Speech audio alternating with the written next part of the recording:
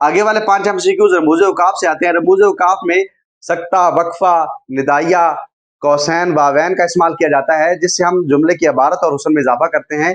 तो आए सबसे पहले उन 5 एमसीक्यूज को देखते हैं। सवालिया की तारीफ है, फिक्रे की तकमील, सवाल पूछना, हैरत का इजहार करना, मुख्तसर ठहराओ। सवालिया की तारीफ क्या है? नाम ही से जाहिर है कि सवालिया सवाल के लिए होता है, तो दुरुस्त जवाब है सवाल पूछना। यानी जब हम सवाल पूछते हैं तो हम सवालिया की अलामत लगाते हैं, तो दुरुस्त जवाब है सवाल पूछना। वक्फा की तारीफ है, सक्ता से ज्यादा ठहराओ, मुकम्मल ठहराओ, मुख्तसर ठहराओ, राब्ता से ज्यादा ठहराओ। सबसे कम ठहराव को हम सक्ता कहते हैं, जिसके लिए हम एक उल्टा कॉमा लगाते हैं। जब से इससे ज्यादा ठहराव करना हो तो हम वक्फा का इस्तेमाल करते हैं। तो वक्फा किसे कहते हैं? सक्ता से ज्यादा ठहराव। तो दुरुस्त जवाब है सक्ता से ज्यादा ठहराव। जबकि वक्फा से भी ज्यादा ठहराव किसका होता है? राब्ता का। तो सक्ता से ज्यादा ठहराव को वक्फा कहते हैं और वक्फा से ज्यादा ठहराव को राब्ता। तो यहां दुरुस्त ऑप्शन क्या है? सक्ता से ज्यादा ठहराव को वक्फा कहते हैं। कौसैन का दूसरा नाम है खतूत बहदानी, वक्फे लाजिम, वक्फे मुतलिक, वक्फे मुताबिक। तो जिसमें कौसैन में आने वाली इबारत किसी वाहिद मतलब को वाज़े करती है तो हम इसे खतूत वहदानी भी कहते हैं। कौसैन का इस्तेमाल हम वहां करते हैं जब हम जुमला मोतरजा का इस्तेमाल करते हैं, तो कौसैन या ब्रैकेट में एक इबारत लिखी जाती है।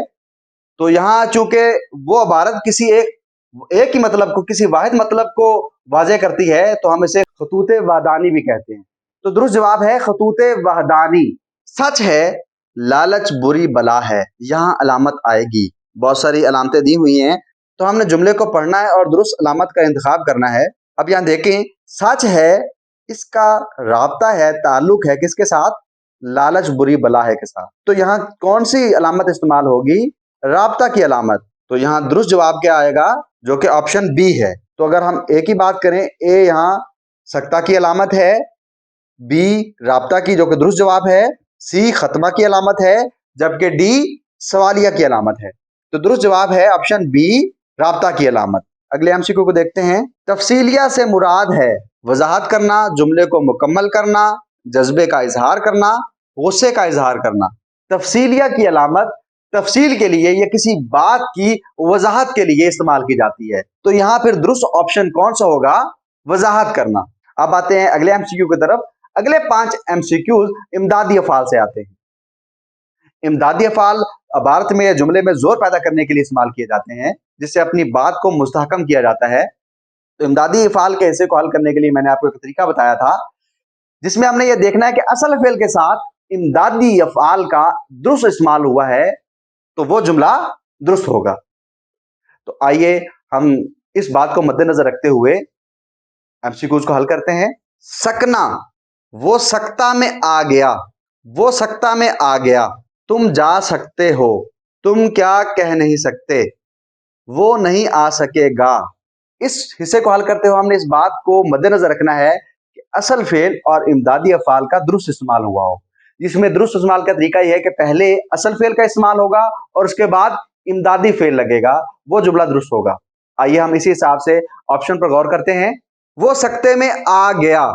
आप देखिए यहाँ वो सकता में आ गया, सकना का इमदादी फेल सकता बताया है, तो ये दुरुस्त नहीं, क्योंकि सकना का सका हो सकता है, सकता हो सकता है, तो सकता तेलिफ ता वाला हो सकता है, ये ऑप्शन दुरुस्त नहीं। तुम जा सकते हो, दुरुस्त जवाब है तुम जा सकते हो, क्योंकि जा जाना मजदर से असल फेल और सकते सकना से इमदादी फेल का इस्तेमाल हुआ है, तो यह जुमला दुरुस्त है, तुम जा सकते हो। जबकि बाकी ऑप्शन पे हम गौर करते हैं तो वो भी दुरुस्त नहीं। तुम क्या कह नहीं सकते, सकते के साथ नहीं का इस्तेमाल हुआ है, असल फेल का इस्तेमाल नहीं हुआ, जुमला दुरुस्त नहीं। तो दुरुस्त जवाब है तुम जा सकते हो। पाना, उसने सजा पाई, ये दुरुस्त ऑप्शन नहीं, क्योंकि पाई इमदादी फेल के साथ, सजा असल फेल का इस्तेमाल नहीं हुआ। मैंने मंजिल पाई, अब पाई के साथ मंजिल का इस्तेमाल हुआ, असल फेल का इस्तेमाल नहीं हुआ, ये जुमला दुरुस्त नहीं। पाना, मकसद पाना आसान नहीं, अब पाना के साथ मकसद का इस्तेमाल हुआ है, असल फेल का इस्तेमाल नहीं हुआ, जुमला दुरुस्त नहीं।